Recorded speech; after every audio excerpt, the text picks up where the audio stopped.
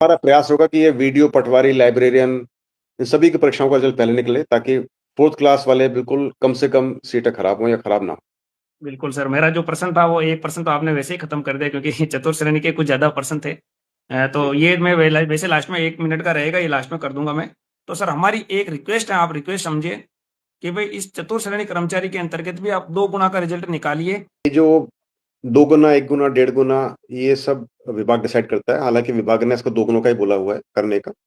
लेकिन क्या होता है कि अपन ये ज्यादा 2 गुना करने से 1 लाख बच्चों को डीवी करना, आप सोचिए कि कितना टाइम लगेगा करने के लिए। पर सर एक दूसरी अपने बात, पास डेटा हो जाएगा ना 2 गुना में, फिर उसी में से वेटिंग निकालना, सब कुछ होना, सब कुछ वो रहेगा अपने पास, फिक्स हो जाएगा डेटा सबके पास। आप पूरी बात सुने। अभी दूसरी बात क्या है कि इसमें इसमें जो है ना, बच्चे डिस्क्वालीफाई कम होंगे, अयोग्य बच्चे बहुत कम होंगे। अपन 2 गुना क्यों करते हैं? ताकि जो बच्चे अयोग्य हों वो निकल जाएं, तो फिर अपने को ज्यादा, मतलब इसलिए ज्यादा करना पड़ता है। टेक्निकल डिग्री होती है और कोई परेशानी होती है, ये सब 10th पास है। अब 10th पास तो कोई बच्चा अयोग्य होने वाला नहीं है डिग्री के आधार पर। जो पीएच कैटेगरी के सर। बच्चे हैं, उनको पहले से हमने बोला है कि अपना स्वावलंबन कार्ड बनाएं। तो हम्म। इसमें अयोग्य बच्चे कौन से होंगे?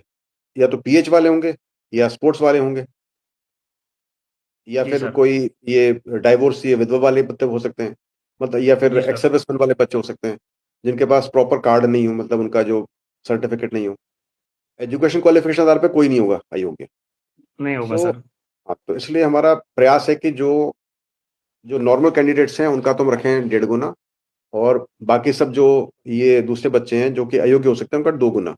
पर अभी इस पर विचार विमर्श चल रहा है। अभी आपको कुछ भी कहना, क्योंकि क्या होता है कि हम बहुत ज्यादा बच्चों का भी करते हैं ना इसमें डीवी, तो उसमें भी काफी मशक्कत करनी पड़ती है, टाइम बहुत लगता है। 1 लाख बच्चों का डीवी करना, और मान लो पोस्ट बढ़ के दौर बढ़ जाएगा, तो आप सोचिए कि इसके मतलब ये भी होना चाहिए, अपन करते जाएं फालतू में, फिर वो काम उसका यूज नहीं हो। तो और मुझे सर लगता है जो कि भी डेढ़ आप गुना से ऐसे भी काम चल जाएगा। युवा डेढ़ हित गुना में ही से भी फैसला काम चल लेंगे आप। जाएगा। ठीक है सर, इसमें सर कोई पद वृद्धि के जैसे बच्चे बोल रहे हैं, इसमें 24 से 25 हजार पद जो है विभागों में खाली है, ऐसे बहुत सारे विभाग है जिसकी अभ्यर्थना नहीं आई थी पहले। तो ऐसा कुछ पद वृद्धि का कोई चांस है? जैसे मैंने बताया कि पदवृद्धि का चांस हर एक विभाग में, हर एक परीक्षा में, हर भर्ती में होता है। और मुझे उम्मीद भी है कि उसमें पदवृद्धि हो। लेकिन हमारे पास कोई सूचना नहीं है। जब सूचना होगी तो जरूर बताएंगे।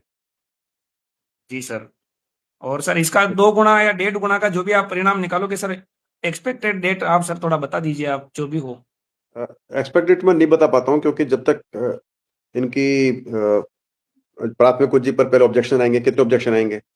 कम आएंगे तो जल्दी हो जाएगा, ज्यादा आएंगे तो लेट हो जाएगा। तो इसलिए ना डेट बताना उचित नहीं है। जब ये ऑब्जेक्शन आ जाते हैं, हम ऑब्जेक्शन को सॉल्व करना शुरू कर देते हैं, उसके बाद ही कुछ हम डेट बता पाते हैं।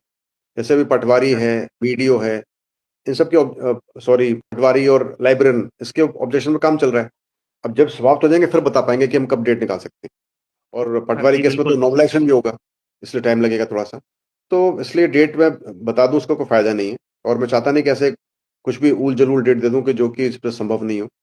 नहीं नहीं सर, तो वो उस वजह से हमने आप है थोड़ा सा ना, जैसे हाँ कुछ हाँ। निश्चिंता होगी हम बता देंगे डेट इसकी, सभी परीक्षाओं की। बिल्कुल।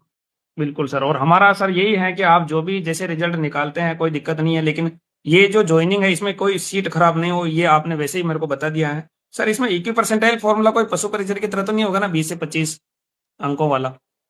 नहीं नहीं, अब सभी परीक्षाओं के अंदर हमने जेल प्रहरी के अंदर लगाया था इक्वी परसेंटाइल फार्मूला। पशु परिचर जी। में तो नहीं लगाया था। पशु परिचर में हमने लगाया था मीन बेस्ड फार्मूला, जो कि पुराना फार्मूला था। वो चेंज कर दिया हमने भी। अभी हम इक्वी जी। परसेंटाइल फार्मूला लगाएंगे, जो कि हमने जेल प्रहरी में लगाया था। उसी फार्मूले से पटवारी की परीक्षाओं, दोनों भर्तियों का, दोनों पारियों का नॉर्मलाइजेशन होगा। और उसी फार्मूले से फोर्थ ग्रेड की जो 6 पारियों में परीक्षा हुई उसका नॉर्मलाइजेशन होगा। तो मुझे उम्मीद है, उससे कैंडिडेट काफी संतुष्ट थे जब जेल प्रहरी में किया गया था। और मुझे लग रहा है कि अभी इन परीक्षाओं के अंदर भी जब हम लगाएंगे तो सभी संतुष्ट होंगे।